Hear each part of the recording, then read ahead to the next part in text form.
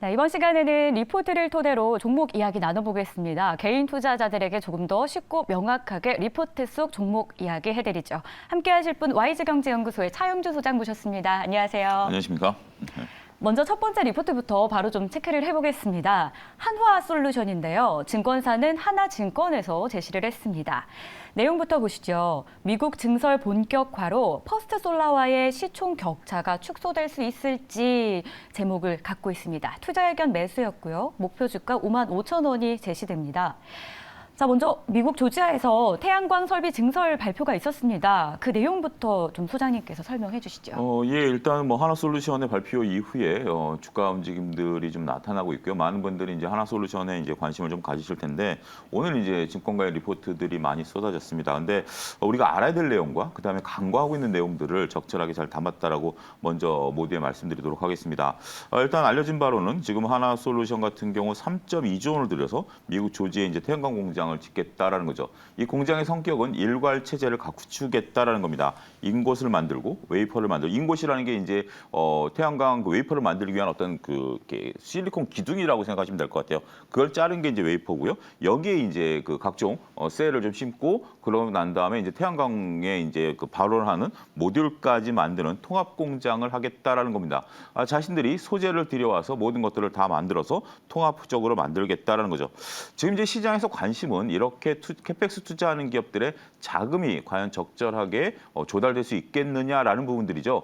왜냐하면 고금리 상태에서 기업들의 자금 부담이 늘어날 수밖에 있지 않겠냐라는 겁니다. 3조 원 중에 1조 원은 일단 하나솔루션이 갖고 있는 현금을 가지고 시작을 하겠다라는 것이고요. 그다음에 나올 캐시플로우를 바탕으로 차입을 일으키겠다라는 겁니다. 매우 긍정적입니다. 왜 매우 긍정적이냐면 우리가 공장을 지을 때 유상증자를 하는 것들 뭐 그것도 그렇게 나쁘진 않죠. 하지만 유상증자를 하게 된다라면 주주들에게 부담이 될 것이고 그 부담은 나중에 계속해서 남는다라는 거죠.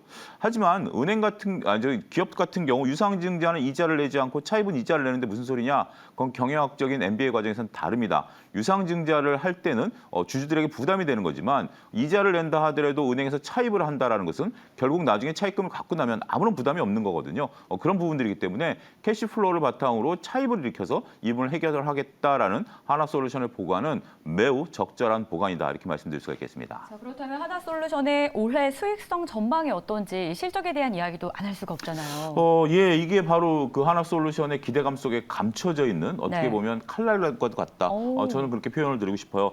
결국 하나솔루션 같은 경우 빨라야 2023년 4년부터 공장 가동이 시작이 되는데 올해 일단은 상당히 그 수익성이 악화될 것이다라는 게 증권가의 이 하나증권의 얘기죠. 왜냐하면 마진이 둔화될 것으로 보이고 있습니다. 현재 지금 하나솔루션의 주요 매출처는 유럽이고요. 유럽 같은 경우 막대한 재고가 쌓이고 있다 보니까 앞으로 가격이 올라가기 쉽지 않다라는 겁니다. 더군다나 지금 이제 중국산이 그 미국으로 못 들어가고 있는데 이게 이제 동남아를 우회해가지고 원산지를 이제 바꾸면서 이제 통용이 되고 있다라는 거죠. 결국 유럽 지금 현재 태양광에 있어서 가장 큰 시장은 유럽입니다. 미국은 이제 시작하는 거고요. 지금 활발하게 매출이 일어나고 있는 것은 유럽인데 유럽이 일단은 과잉 그 설치가 들어가 있는 부분들을 우리가 이겨내야 된다라는 거죠. 유럽에서 미국으로 태양광이 이전되는 어떤 과도기다라는 것들이고 이 과도기 속에서 하나솔루션의 올해 매출과 영업이익은 다소 주춤할 수 있다. 자, 투자들이 헷갈릴 수 있는 부분들입니다. 전반적으로 봤을 때는 미래에 대한 시야는 너무 밝아요. 하지만 지금 당장 우리가 걸어야 될 길은 진흙탕길이 된다라는 거죠. 진흙탕길을 걷고 나면 고속도로가 나타날 가능성에 대해서 희망을 갖긴 하겠습니다만 진흙탕을 걷는 과정에서 재무제표가 악화될 때마다 주가의 변동성은 확대될 가능성은 있다. 이렇게 염두에 두셔야 될 것 같습니다. 네, 그럼 투자 아이디어도 함께 얻어보겠습니다. 이번 리포트를 통해서 하나솔루션 어떤 아이디어 찾아가 볼 수 있을까요? 일단 준비된 표를 통해서 좀 보게 된다라면 하나솔루션이 어느 부분에 있어서의 매출과 영업이익을 많이 가져갈 수 있겠냐라는 부분들이죠. 네. 아직까지 하나솔루션의 중요한 매출처의 양대 산맥은 케미칼과 태양광 쪽입니다. 우리가 이제 하나솔루션을 태양광 업체다라고 보고 있는데 케미칼 같은 경우 매출이 지속적으로 감소되고 있는 부분들이 있고 태양광 같은 경우는 지속적으로 늘어나고 있는 부분들이라는 거죠. 2021년에 태양광 쪽 매출은 약 3조에서 올해 5조까지 늘어났을 2022년에 잠정적으로 5조까지 늘어났을 것으로 보고 있는 거고요. 이게 2023년에 5조 7천억까지 늘어날 수 있다라고 보는 거죠. 영업이익률로만 놓고 본다라면 케미칼 같은 경우는 영업이익률이 지속적으로 감소하고 있습니다. 2021년에 영업이익률이 무려 20%에 달했던 영업이익률이 2022년에 10%, 내년엔 4.3%까지 떨어질 수밖에 없다는 거죠. 반면에 태양광 같은 경우 2021년에 영업이익률이 마이너스 9%에서 2022년에 7%까지 늘어났고 내년도는 영업이익률이 10%대까지 늘어날 것으로 보는 거죠. 매출이 확대되는 상태에서 영업이익률이 늘어난다? 이건 더할 나위 없이 좋아지는 거죠.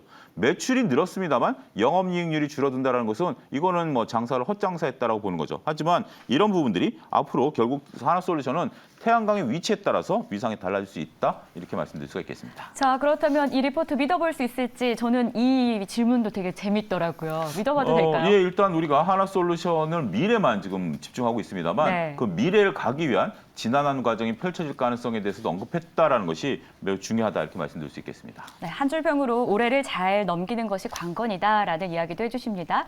자, 이어서 그럼 두 번째 리포트도 체크해봐야겠죠. 두 번째 저희가 볼 리포트는 현대글로비스입니다.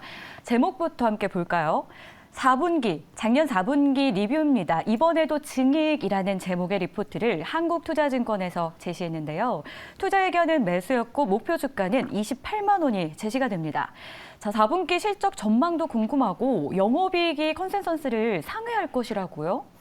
일단 컨센서스가 좀 낮아진 상황이었었습니다. 왜냐하면 환율이 떨어진 상황이고 그다음에 물류 운임 하락이 이제 급속도로 일어나다 보니까 결국 이제 글로비스 같은 경우 그런 부분에 있어서 이익이 줄어들 것이다라고 봤었는데 생각보다 환율이 이제 평균 환율로 적용이 되다 보니까 우리가 이제 그 11월 초부터 환율이 꺾였죠. 그러니까 10월 달까지는 1,400원대, 11월부터는 1,300원대, 12월 들어서 지금 1,200원대로 계산이 된다라면 환율이 떨어지는 속도는 생각보다 좀 더뎠다라는 거죠. 이 문제는 이제 내년 1분기로 넘어갈 그러니까 올 1분기로 넘어갈 것으로 보고 있는데 어찌 됐던 3분기 그러니까 지난 4분기 실적 같은 경우는 전반적으로 봤을 때 나름대로 좀 선방을 했다. 가장 중요한 것은 현대글로비스의 이제 주요 사업 중에 이제 PCC라고 자동차 운반선에 대한 부분들인데 이게 이제 스팟 계약 그러니까 단기 계약을 하는 것들이 아니라 중장기 계약을 하기 때문에 운임의 그 하락 속도가 상대적으로 낮았고 이런 것들이 계속해서 이익을 창출해내는 과정에 있다 이렇게 말씀드릴 수가 있겠습니다. 네, 그럼 바로 현대글로비스의 투자 아이디어도 점검을 좀 해보겠습니다. 어떤 아이디어 가지고 가볼까요?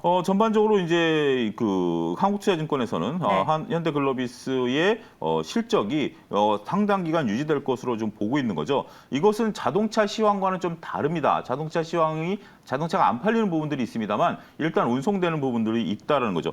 3페이지는 표를 통해서 한번 좀 살펴보게 된다라면 물류 부분에 있어서 특히 이제 그 PCC 물류가 상당히 늘어날 것으로 보게 된다라는 거죠.